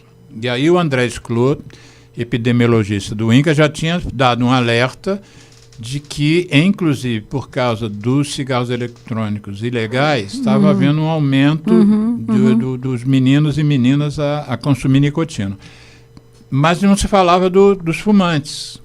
E ontem essa matéria, essa mensagem do Ministério me preocupou. Quer dizer, será que a gente... não digo que estamos perdendo a guerra, estamos longe de perder a guerra. A guerra está ganha, o Brasil continua sendo um país exemplo. Mas será que a gente não tem que fazer algo mais, né, para dar uma barrada nisso? Porque né, uma coisa que a gente já fez fundamental foi proibir o cigarro eletrônico. Né? Não, eu vi essa informação, eu também fiquei um pouquinho assustada, mas eu acho que esse trabalho com o tabagismo, ele é constante e é isso, a gente não pode parar, né? Obviamente que essas datas é o momento que a gente acaba chamando atenção para o tema, e geralmente nesse momento aumenta um pouco a procura, isso é o tempo inteiro. O que eu acho, às vezes, assim, que a gente já conquistou tanta coisa boa, tantas leis importantes, eu acho que a gente tem que, às vezes, ficar de olho um pouco de como que efetivamente essas leis vão ser colocadas em prática. Então, em relação, por exemplo, cigarro eletrônico, né? Cigarro eletrônico é proibido no país, não pode vender, não pode ter comércio. Então, o que está acontecendo? Cadê o comércio desse produto, né? Então, essa semana, esse mês mesmo, né, saiu aquela questão do Ministério está cobrando que as agências de mídia, né, tirem a propaganda da internet, enfim. Então, eu acho que é isso. Tem que acabar com a propaganda da internet, tem que acabar com a propaganda na rua, né? Se o produto é proibido, não pode vender, não pode vender. Tem que haver repressão no meio da rua para essa venda. A propaganda, a gente tem uma lei maravilhosa de acabar com a propaganda nos pontos de venda. Essa lei tem que ser colocada em prática. Né? E eu acho assim que, na verdade, não sei se necessariamente é só indo atrás do comerciante. Sim. Porque, na verdade, a propaganda, quem coloca é a indústria. Eu acho que assim que tem que haver uma ação judicial forte. Por que estão colocando propaganda nos pontos de venda ainda? Quem contrata o publicitário para bolar aquela propaganda, o cartaz, o tamanho, as cores. Isso, quem entrega aquele material colorido e diz onde vai botar no ponto de venda é a indústria. Então não tem por que nem prejudicar o comerciante. Na verdade, ela que está colocando em risco que o comerciante tome uma multa, porque ela está entregando para ele material irregular. Basta você andar na rua, você vai ver o tamanho daquelas cartazes coloridos, o preço enorme. Enfim, cadê a indústria? Tem que ser acionada, porque ela está fazendo... Gente, a lei é de 2018. Já tem alguns anos e a propaganda continua acontecendo. Então, eu acho que a gente tem que focar nisso. A gente já tem leis importantes, vamos ver o que a gente faz agora para acabar com isso. Não, e a gente tem... eu volto a elogiar o programa brasileiro, mas dizendo que ele é o melhor do mundo. Mas existem lugares no mundo que, em alguns aspectos, estão muito à frente da gente. Um dos exemplos é uma coisa que nós não conseguimos fazer até hoje, que é a chamada embalagem padronizada. O maço vamos dizer, todos os maços terem cor marrom, só tem lá o nome do maço, não tem mais nenhum desenho, nenhuma cor vermelha e branca, não tem foto, não tem, quer dizer, tem a imagem de advertência, mas não tem nada que identifique aquela marca. Porque quando a indústria bola um maço de cigarro, aquelas cores não estão à toa, né? E, por exemplo, a Austrália já faz isso há bastante tempo. Uma outra coisa que a gente não está conseguindo modificar, e a lei eu acho que está parada no Congresso há 10 anos, se não me engano o projeto de lei do Serra é de 2015, são os aditivos. Acho que é 2012 até. Outro dia eu peguei um maço de uma marca que eu não vou citar o nome, Mas o maço estava lá, com aquelas palavras em inglês, né, não sei o que, mint fresh, não sei o que, como se fosse um frescor de menta, que são umas bolinhas que eles colocam no filtro e você, quando fuma, aperta aquilo e vem o gosto. Isso beneficia quem? Ou é prejudicial a quem? Sobretudo a criança e adolescente. Que o fumante não quer gostinho de ameixa, o fumante de 40 anos de cigarro, gostinho de morango, ele vai detestar aquilo, mas aquilo é para facilitar a entrada da adolescência. E nós não conseguimos acabar com esses aditivos, né? Mas eu acho que é isso também, isso que você falou. Ou é padronização dos maços, melhor ainda que padronização dos maços, é assim, tirar de vista. Isso é a terceira coisa, tirar de vista. Tira de vista e acabou. Porque tem gente que não conhece como a gente, as imagens de fora do Brasil. Os maços ficam dentro de um armário fechado de aço. É isso. Você quer um maço de tal marca, você pede, mas ele não está ali visível. Né? Eu acho que tem que ser assim, e na verdade tem por onde você conseguir isso. Eu fico pensando isso, tem que ter. Porque assim, se teve uma lei que acabou com a propaganda no ponto de venda, determinou como é que você ia expor o maço, eles não cumpriram, então pronto. Sim. Não cumpriu, não sabe cumprir, fica tentando burlar, fica tentando. Então pronto, agora esconde o maço, pronto, acabou. Você não pode avisar que. Né? E é isso.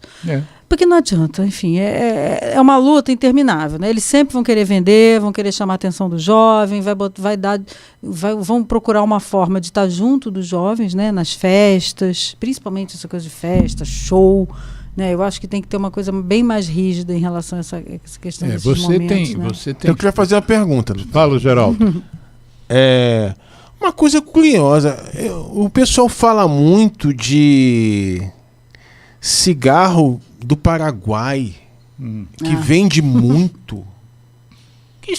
Por quê? Porque é mais barato do que o cigarro daqui? Deixa para a Ana Helena responder. Não, até onde eu sei é isso também, porque o cigarro no Paraguai, na verdade, assim, o cigarro, o que a gente sabe disso, né? Até o Alexandre me corrija se não foi isso, que o tabaco é produzido aqui no Brasil, aí ele saía do Brasil, ia para o Paraguai, porque aí não tinha imposto, aqui, e voltava porque saía um cigarro mais barato. Mas o que a gente já sabe há muitos anos é que o cigarro paraguaio é produzido no próprio Brasil.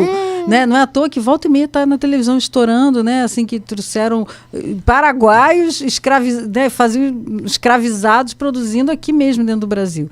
Então, na verdade, assim, é incrível, assim, a gente já sabe que é um produto que acaba dando lucro, né? Não é à toa que muitas pessoas assim, que lidam com o comércio irregular, né, se envolvem com isso, porque ganham dinheiro com isso, porque é uma dependência, a pessoa acaba usando aquilo para o resto da vida. Uma dependência é uma droga que mais gera dependência que se conhece. Dependência, né? Que dá dinheiro, dá lucro, enfim. Então, volta e meia aparece na televisão, né, que estão estourando o lugar que vende. Eu sempre ouvi dizer, o Paraguai é produzido ali em Caxias, aqui pertinho do Rio. Enfim. Não, e o Paraguai também produz tabaco, inclusive... Desculpa só isso, mas outras marcas? São marcas que não são nem aprovadas, que não são reconhecidas, né? Que não tem, elas não têm aprovação da Anvisa. Eles inventam lá um negócio, lá, bota uma capa e manda ver. Tem várias marcas que não tem no Brasil, assim, formalmente, não existem no Brasil, mas também tem cópias, né? Mas lá no Paraguai, o presidente do Paraguai tinha duas empresas de produzir cigarro, né? O cigarro paraguaio. Nós temos a questão tributária super importante, Geraldo, também. Porque todos os estudos mostraram que de todas as iniciativas para você reduzir o consumo de tabaco, a iniciativa que gera mais eficaz é aumentar o preço. Não tem nenhuma outra. Tudo isso, botar foto no maço, proibir fumar em tal lugar, tudo isso são coisas que contribuem para a redução, mas aumentar o preço é o melhor. E também para reduzir a iniciação. Quanto mais caro o cigarro, menos uma criança vai experimentar. Então, temos uma outra coisa que a gente não tem dado conta no Brasil, que é a venda de cigarro varejo, né? O maço de cigarro custa R$12, você compra um cigarro a R$1. Para quem está vendendo o maço, que tem 20, a R$1 ele ganha 20 naquele maço de 12. Então, para o comerciante, traz lucro. E para a criança é um prejuízo inenarrável. E a proibição de venda de cigarro varejo no Brasil, ela monta a 1997. Quer dizer, nós já vamos, daqui a 2 anos, para 30 anos que é proibido vender cigarro varejo. E, Geraldo, se você daqui até pegar seu transporte para sua casa, passar em algumas bancas de jornais, só de curiosidade, pergunta assim, tem cigarro varejo? Você vai se surpreender. praticamente 100% das bancas de jornais, que hoje se tornaram lojas de conveniência, vendem cigarro a varejo. Mas, para fechar, o teu trabalho hercúleo da sua equipe, da secretaria e dessa associação com as escolas, e respondendo aquela pergunta, como é que está o Rio de Janeiro preparado para o Dia Nacional e daí para frente, para reduzir esse impacto sanitário do tabagismo? Tem alguma coisa que você não tenha dito, que você tem vontade de fazer, que você acha que por aqui pode ser um caminho? Como é que você se sente agora do ponto de vista pessoal? O que você gostaria de fazer que você ainda não está fazendo e que a sua equipe poderia fazer que não está fazendo? O quê? Nossa, tanta coisa, não vem com tanta coisa. Não é com tanta coisa, estou até pensando que isso é importante, né? Que você não estejam fazendo ainda. Até porque o Daniel Sorange vai estar nos ouvindo, o prefeito vai ouvir certamente, o Eduardo Paes. Não, enfim, eu acho assim que na saúde a gente faz bastante coisas viáveis. A gente já conseguiu conquistar o fato de estar a gente já tem o treinamento de tabagismo na residência, né, de enfermagem da prefeitura. Eu acho que uma coisa que aí não é uma coisa que eu conseguiria, mas que eu gostaria muito, é que realmente o treinamento do tabagismo fizesse parte da formação, né, da graduação dos profissionais de saúde, principalmente. Acho que não só de saúde, porque, na verdade, o tabagismo a gente sabe que envolve tudo. Né? Eu tenho certeza que o tabagismo faz parte das faculdades que lidam com marketing, publicidade, porque, claro. Enfim, com certeza. Então, também tem que fazer parte das outras, né? Mas, então, eu acho que, sem dúvida, uma das coisas mais importantes, assim, eu acho que ia ser muito bom se a gente conseguisse fazer com que esse entendimento, currículos das universidades todas de saúde, que envolvem profissionais de saúde, incluíssem o tabagismo. Não só do ponto de vista do mal que ele faz, mas de como tratar e abordar o fumante, prevenção, porque é isso, né? Isso. Então, eu acho que seria uma das coisas mais importantes. E eu acho também que outra coisa importante, que aí não compete só a mim, né, mas eu acho também que todos os setores que lidam com o comércio do tabaco, da nicotina, tinham que se envolver com isso. Como que eles podem ajudar a prevenir? Né? Se eu, na hora... Sei lá, eu penso sempre nessa coisa da pessoa ter licenças e alvarás, né? Eu acho que tem que existir uma rigidez um pouco maior em relação às leis de tabagismo. Elas estão por aí, elas têm... As leis existem. As leis existem. O cumprimento... Então, por que elas acho que elas precisam ser valorizadas, né? Então, assim, né, do mesmo jeito que para inaugurar tem que ter, sei lá, a questão do incêndio, né? Por que também não tem que, né, ter a questão de ser proibido fumar, essa formação, enfim, mas é isso. Você, para abrir um estabelecimento, o bombeiro tem que autorizar, né? Tem que dizer que está de acordo. Tem que dizer que está de acordo. Por que também a lei de tabagismo... Eu queria que a lei de tabagismo tivesse a mesma importância. Tudo bem, vou dizer assim, tá vendo? Só pensa no tabagismo, tem tantas coisas importantes, mas enfim, é o meu tema, meu assunto. Não, não só é o seu tema e o meu, como o tema do programa, mas ele é o maior problema de saúde pública do planeta. Nós não estamos falando de privar alguém de um prazer, né? Nós estamos falando de como a gente pode reduzir a experimentação de um veneno por pessoas, nossos compatriotas, né? Nossos filhos, às vezes, nossos netos, nossos sobrinhos. E a gente tem lei que fala sobre isso, que diz como fazer isso. E nós que já participamos de elaboração de lei, você, para criar uma lei, não vem da sua cabeça, né?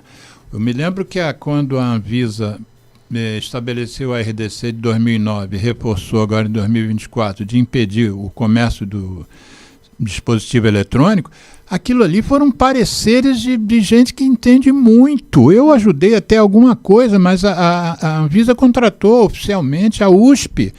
Então a USP se dedicou durante alguns meses a reunir material que deu na mão da Glória Latuf, aquela técnica da Anvisa, que depois a Cristiane Jourdan, que era diretora daquela área, apresentou relatórios brilhantes. Então não é à toa que você cria uma lei.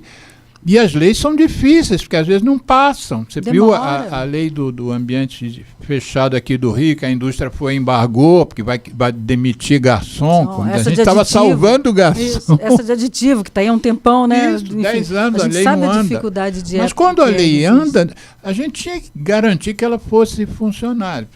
Agora, isso não cabe só a nós, né? Isso é uma coisa que nos angustia, mas enfim, a gente tem que abrir mais, botar mais gente nesse caldo de cultura. E a mídia, eu acho que a imprensa deveria ser um pouco mais atuante também do que né? Por que os jornalistas estão vendo as pessoas vendendo algo na rua que não pode ser vendido, como cigarro varejo, como cigarro eletrônico, e não fazem muitas matérias e cobrando das pessoas? Vem cá, você é o responsável por essa fiscalização, assim, o que está acontecendo, né? Porque senão depois a gente vai ver escândalos, como a gente viu essa semana, escândalos financeiros, escândalos de combustível e tal, uma coisa que foi crescendo porque não teve restrição, né? Não teve ninguém que impedisse, mas isso realmente não é uma coisa da sua área, né?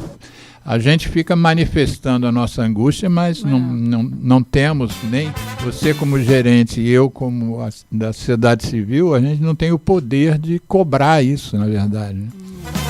Não é? Mas e aí? Ana Helena, o Geraldo já avisou aqui que o programa está encerrando. Você tem 3 minutos olhando para essa câmera aqui da verdade. Faz de conta que você está falando com pessoas que estejam pensando se vão ou não procurar, que sejam fumantes, claro, e que se vão ou não procurar uma das unidades de saúde aqui da cidade para receber ajuda para parar de fumar. O que você diria? Eu diria para eles aproveitarem essa oportunidade, porque é muito bom você poder ter essa chance de ficar livre do cigarro e poder ver o quanto isso pode trazer de vantagem. Vantagem não só de saúde, obviamente, né? Com certeza muitas vantagens na saúde, para a beleza da pele, para a qualidade de vida, para o dinheiro, para o relacionamento com os filhos, com as pessoas próximas, enfim. A gente vê assim que o cigarro acaba tirando uma possibilidade na vida. E isso é possível, né? Assim, na verdade, você não nasceu fumando, você aprendeu a fumar, aprendeu que aquilo talvez fosse interessante, que podia ser bom para a sua vida, e depois você ficou preso. É uma prisão. Então, essa ideia, até eu acho que as propagandas de tabaco falavam muito, né? Eles associam muito o fumar com a liberdade, com a independência. Não existe liberdade, você, na verdade, é uma escravidão. Então, a gente tem, eu acho assim, que a gente tem uma oportunidade de ajudar você a ter ganhar coisas na sua vida, ganhar qualidade de vida, ganhar a sua vida de volta. Enfim, é uma chance que eu acho que as pessoas têm que se dar. Até porque as pessoas, às vezes, eu digo chance, porque às vezes eles acham que vai ser difícil, que não vai conseguir, mas experimenta, assim, porque a gente tem muitas técnicas e muitas estratégias. Tenta, né? Você tem a chance de conseguir muita coisa boa para a sua vida, e isso está disponível nas nossas unidades, é só buscar a unidade de saúde mais próxima da sua residência, ou procurar no onde ser atendido, para conquistar muito mais qualidade de vida. Isso eu acho que é bem importante. Liberdade e qualidade de vida. Helena, muito obrigado. Foi um barato ter você aqui. Que bom.